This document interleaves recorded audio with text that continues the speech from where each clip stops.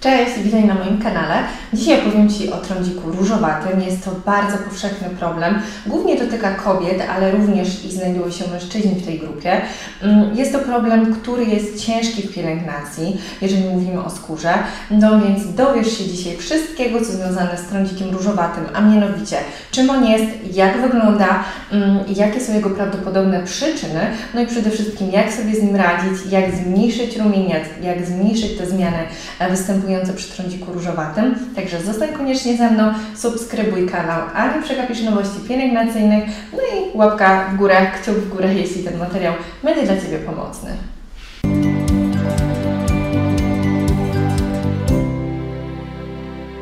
Trądzik różowaty jest to przede wszystkim przewlekła choroba skóry, przewlekła zapalna choroba skóry, więc nie bójmy się tego powiedzieć. Ogólnie każdy rodzaj trądziku to jest po prostu choroba skóry, więc tutaj jak najbardziej warto skonsultować się z lekarzem, jeżeli mamy podejrzenie takiego trądziku, ale pamiętajmy, że odpowiednie postępowanie i odpowiednia pielęgnacja naprawdę bardzo potrafi złagodzić ten stan.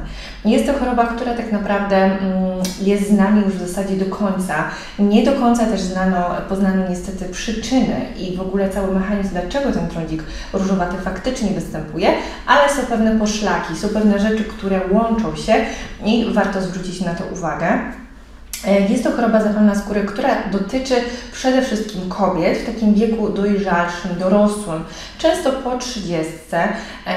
Mężczyzn dotyczy rzadziej ta choroba, no i nie dotyka nastolatków, więc tutaj nie mówimy już o trądziku różowatym. Trądzik różowaty dotyczy środka twarzy, czyli mamy czoło, mamy nos, mamy brodę, mamy też policzki, ale głównie ten środek twarzy, więc mówimy tutaj tylko o twarzy, jeżeli mówimy o trądziku różowatym.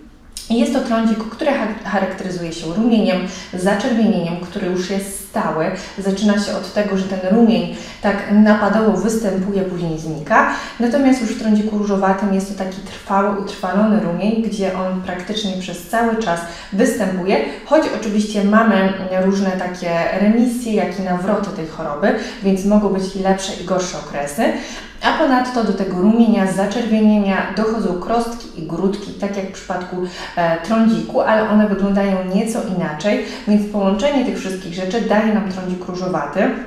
Ponadto, co bardzo ważne, jest to cera niezwykle wrażliwa, taka reaktywna na wszelkie czynniki takie środowiskowe, na słońce, na ostre jedzenie, na alkohol, na wysiłek fizyczny, wszelkie tego typu rzeczy, więc tutaj się to bardzo łączy z cerą naczyniową, ponieważ faktycznie osoby właśnie z cerą naczyniową są najbardziej narażone na trądzik różowaty i warto, żeby o tą cerę wcześniej po prostu zadbać, żeby tego trądziku się nie nabawić. Jeżeli chodzi też o grupę, która jest najbardziej narażona, to są właśnie kobiety, często o jasnej karnacji. Jest to też trądzik, który oprócz tego, że ma tą taką wrażliwość niesamowitą skóry, to również mogą być takie nieprzyjemności jak jakieś swędzenie, pieczenie, podrażnienie tej skóry, nawet na różnicę temperatur ta cera reaguje, czy na przykład na zbyt zimną, zbyt gorącą wodę również. Cera z trądzikiem różowatym może być zarówno sucha, jak i na tle łojotokowym, czyli taka przetłuszczająca się. Więc w ogóle ta cera z trądzikiem różowatym to jest taki trochę miszmasz, ponieważ tutaj mogą być różne rodzaje i trzeba też wielokierunkowo zadziałać na tą skórę. No i też, co istotne, może też występować taka postać oczna, czyli te oczy również mogą być zaatakowane tym trądzikiem różowatym, a mam na myśli, że często powstaje wtedy łzawienie, jakieś pieczenie, podrażnienie oczu, też częstsze są jakieś jęczmienie w tej okolicy, czy na przykład zapalenie spojówek, więc wtedy koniecznie do okulisty się trzeba udać. I tak około 50% osób z trądzikiem różowatym właśnie również ma problemy z oczami, więc też warto o tym dodatkowo wspomnieć. My natomiast skupiamy się na skórze i na pielęgnacji, jak możemy sobie pomóc w domu. Natomiast zanim do tego przejdziemy, no to poznajmy w ogóle, jakie są przyczyny tego trądziku. Na początku wspomniałam, że nie ma tak naprawdę dokładnej przyczyny, jaka została udowodniona i rzeczywiście wiele jest jeszcze takich niedomówień i niejasności w tej chorobie.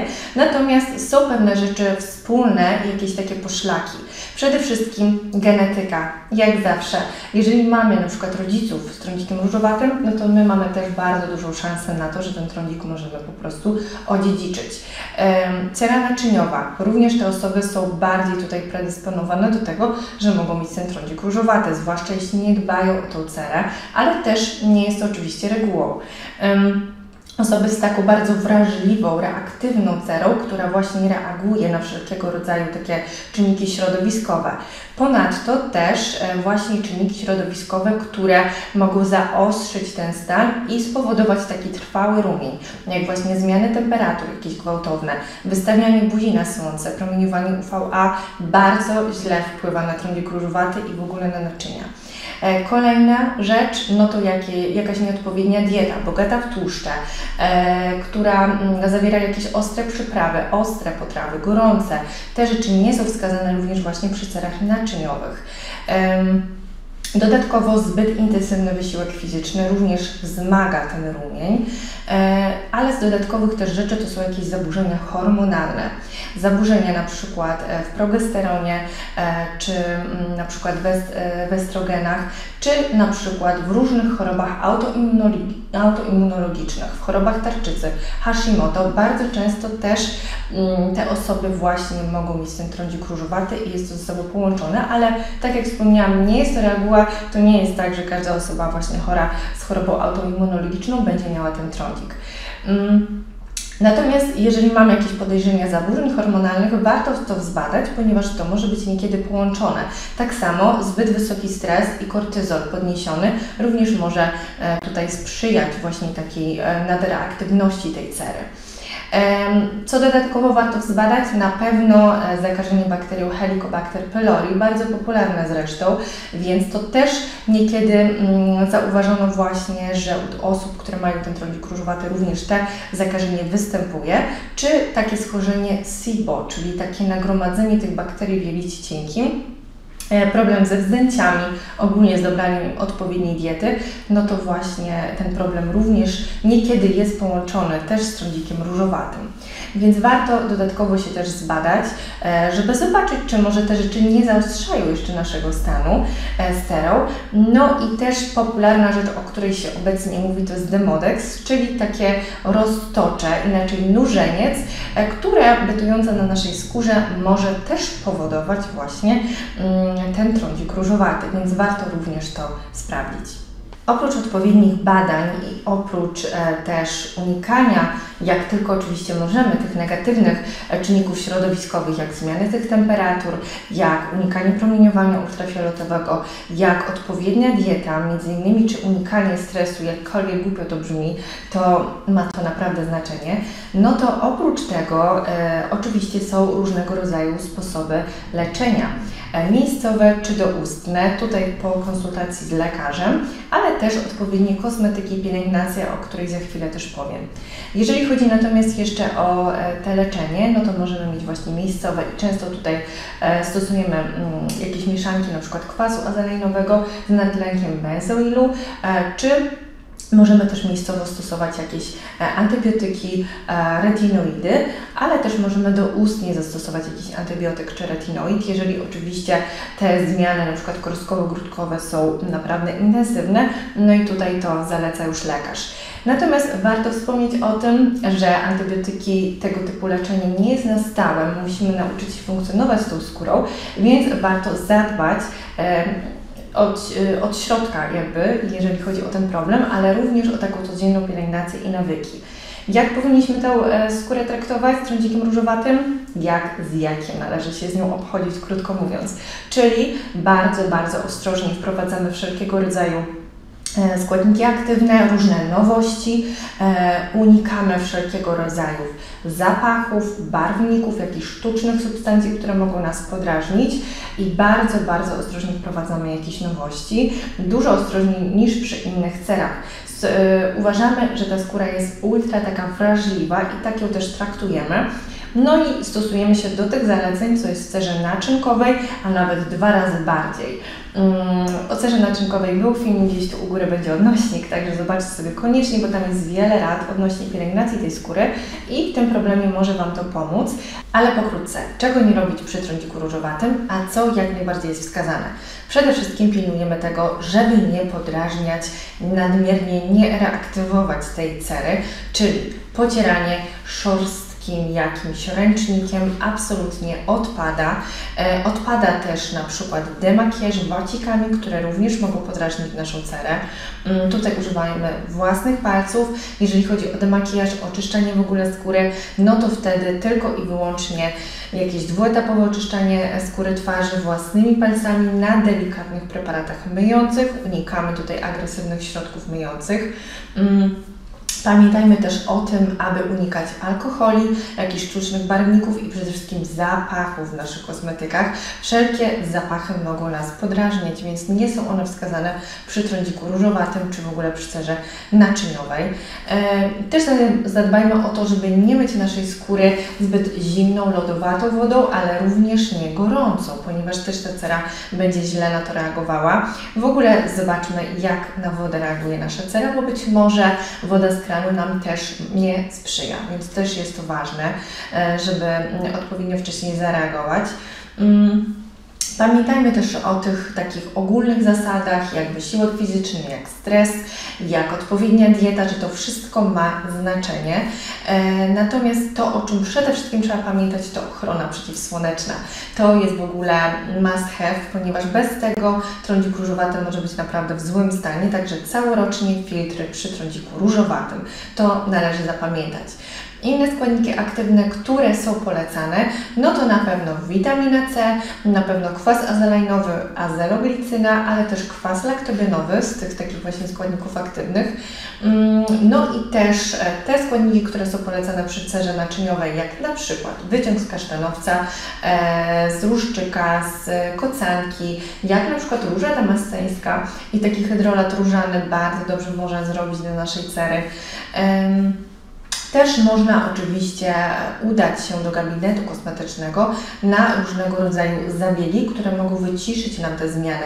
I na przykład algi, czy w ogóle jakieś zabiegi z kosmetyki białej, jak najbardziej mogą nam tutaj pomóc w wyciszeniu tych zmian. Wracając jeszcze do składników aktywnych, witamina C, jak na przykład kwas azelajnowy i tak dalej, też nie przesadzajmy ze stężeniem. Tutaj trzeba bardzo delikatnie zadbać o tą skórę, żeby nie przesadzić i ona się jeszcze w gorszym stanie nagle nam nie pojawiła i nie podrażniła. Także od niższych stężeń zaczynamy. Pamiętajmy również o odpowiednim nawilżeniu i natłuszczeniu tej cery, o odbudowie bariery hydrolipidowej, zwłaszcza jeżeli mamy tu wersję cery suchej z trądzikiem różowatym, no to wtedy na przykład olej z ogórecznika, olej konopny, jak najbardziej na przykład na wieczór się sprawdzi, a na to jeszcze krem pielęgnacyjny odbudowujący barierę hydrolipidową, na przykład z ceramidami. Więc tutaj mocno musimy nadbudować tą barierę, żeby ta skóra właśnie była tak reaktywna i się odbudowała, nie była też tak przesuszona i wrażliwa na różne czynniki środowiskowe. Jeżeli mamy tą wersję łojotokową, czyli trądzik różowaty na tle łoju, nadmiernego sebum, no to wtedy też bardziej idziemy w te składniki aktywne, jak na przykład kwas azelajnowy czy azeloglicyna. Możemy też sięgnąć po niacynamid, ale też ostrożnie i wtedy rzeczywiście działamy w ten sposób dodatkowo, ale oczywiście nawilżenie też jest tutaj wskazane, więc nie zapominajmy o tym, że również trzeba o barierę hydrolipidową również i w tym przypadku zadbać. Także to są takie ogólne rady. Jeżeli chcecie więcej, to zajrzyjcie też do mojego filmu o cerze naczyniowej, ale być może jeszcze powstanie dodatkowy film o takiej konkretnej już krok po kroku pielęgnacji przykładowej oczywiście z trądzikiem różowatym. Tutaj chciałam zawrzeć takie najważniejsze informacje, żeby ten film też nie był zbyt długi. Mam nadzieję, że będzie pomocny, że mniej więcej wiecie, jak z tą cerą już postępować, czego unikać, na co uważać, jakie składniki aktywne szukać w swoich kosmetykach. Ta pielęgnacja na pewno powinna być troszkę bardziej rozbudowana, więc tutaj nie wystarczy jeden krem na dzień, ale jak widzicie sporo składników aktywnych plus tych łagodzących, nawilżających się przyda, więc to jest bardzo ważne. Jeszcze tylko wrócę do gabinetowych zabiegów. Wspomniałam, że te pielęgnacyjne z kosmetyki białej jak najbardziej tak. ale jakiś peeling kawitacyjny.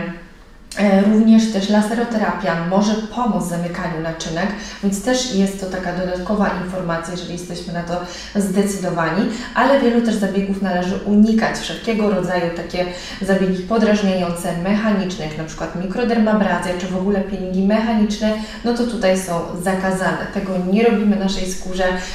Peelingi, no to tylko jakieś kawitacyjne w gabinecie, czy enzymatyczne w domu. Dajcie znać, co myślicie o tym filmie, czy była to wystarczająca dla Was wiedza, czy borykacie w ogóle się z trądzikiem różowatym, czy znacie jego przyczynę, no i jak sobie z nim radzicie. Jestem bardzo ciekawa, dajcie znać w komentarzach poniżej, no i do zobaczenia w kolejnym filmie.